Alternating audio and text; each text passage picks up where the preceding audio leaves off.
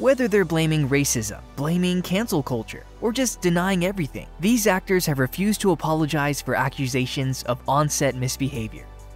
Frank Langella is known for playing a variety of iconic roles on the big screen, from Skeletor in The Masters of the Universe to Perry White in Superman Returns. He's also made his mark in TV, although not always for the best reasons. In 2021, he was announced as a cast member of the Netflix miniseries adaptation of the Edgar Allan Poe short story, The Fall of the House of Usher. But soon thereafter, he exited the project under contentious circumstances. As one person who worked on the show divulged to Deadline, there was a general sense of toxicity that followed him around. A lot of the cast and crew were very uncomfortable around Frank from the beginning. Reports suggested that Langella had broken intimacy protocols during a love scene, while others accused him of being inappropriately vulgar between takes. Following an investigation by Netflix, more accusations surfaced, and the streamer felt that they had no choice but to let the actor go. But Langella refused to apologize, insisting that all he'd done was touch a woman's leg in a fully clothed scene in a way that hadn't been scripted. In an op-ed for Deadline,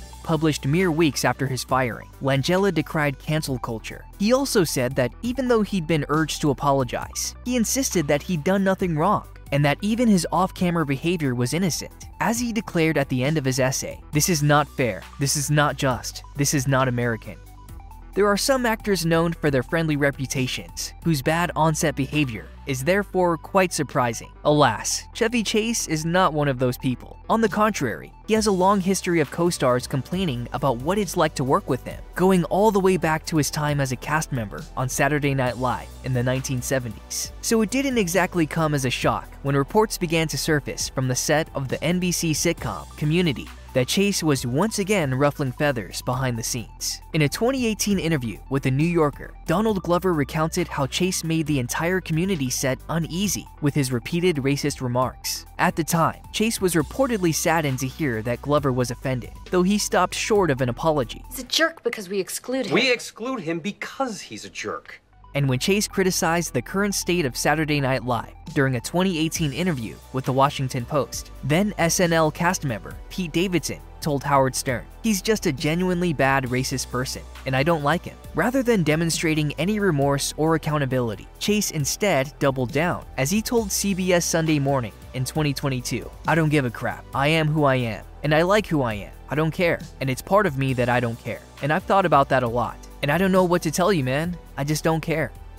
Many actors on this list have spotty reputations, but when it comes to Elizabeth Taylor, her story is a little different. She was one of the biggest stars during the golden age of Hollywood, and while she did have her controversial moments, they were mostly about her many passionate love affairs. On one occasion though, she got in trouble for verbally attacking a studio executive, but when you hear the details, you'll probably be able to understand where she was coming from. Taylor first became famous as a child star, and she spoke out about how controlled her life was in her early years. This often meant having her mother, stage actor Sarah Southern, on set with her. During one infamous incident, producer Louis B. Mayer was caught swearing at Southern, and the young Taylor knew that as one of the studio's biggest actors, only she had the power to intervene. So she reportedly barked right back, "You and your studio can go to hell." While Taylor would later gain a reputation as a bit of a diva, it's hard to blame her for coming to her mother's defense and refusing to apologize for it.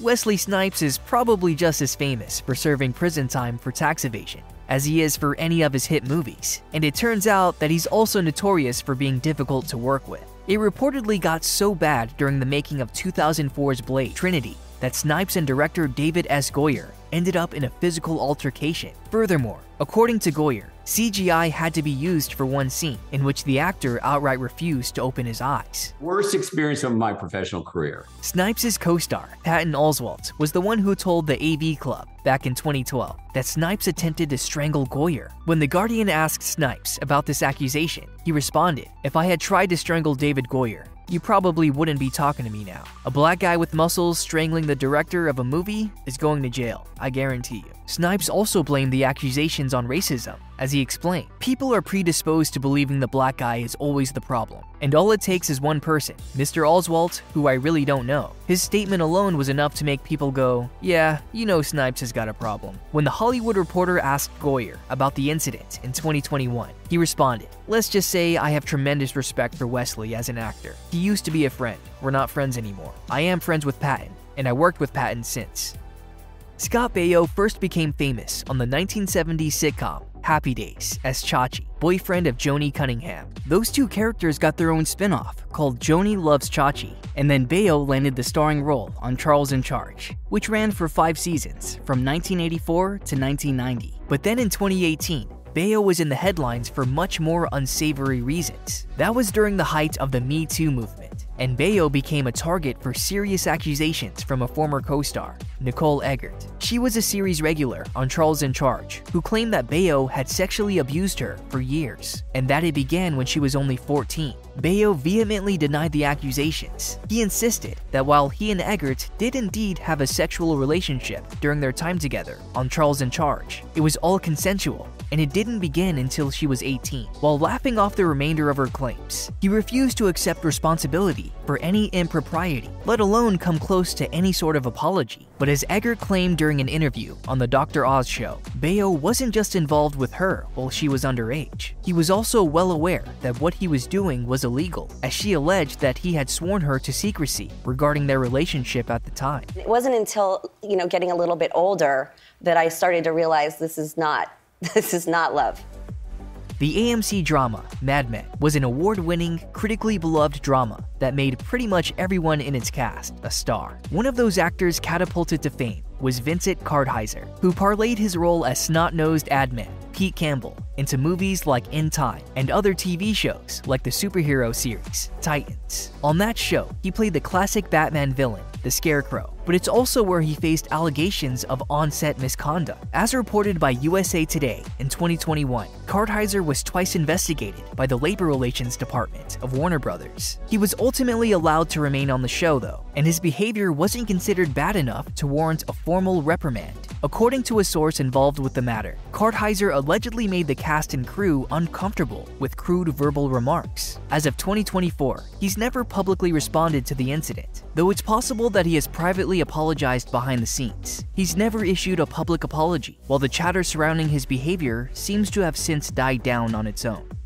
Bill Murray has a reputation among his legions of fans for being down-to-earth and avoiding the glitz and glamour of Hollywood. He's known to randomly show up at everyday events so often that it even inspired a book. But according to some of his co-stars, Murray hasn't always been so peachy on his movie sets. In 2022, for example, complaints against him swelled to such a degree that an entire film was canned because of it. The movie in question, Being Mortal, was set to star Murray, Aziz Ansari, Seth Rogen, and Keke Palmer. It was also set to be Ansari's directorial debut, but following an investigation into a complaint against Murray for inappropriate behavior, he was fired, and then the entire production shut down. Rather than issue an outright apology, Murray told CNBC, "I did something I thought was funny, and it wasn't taken that way. The world is different than it was when I was a little kid.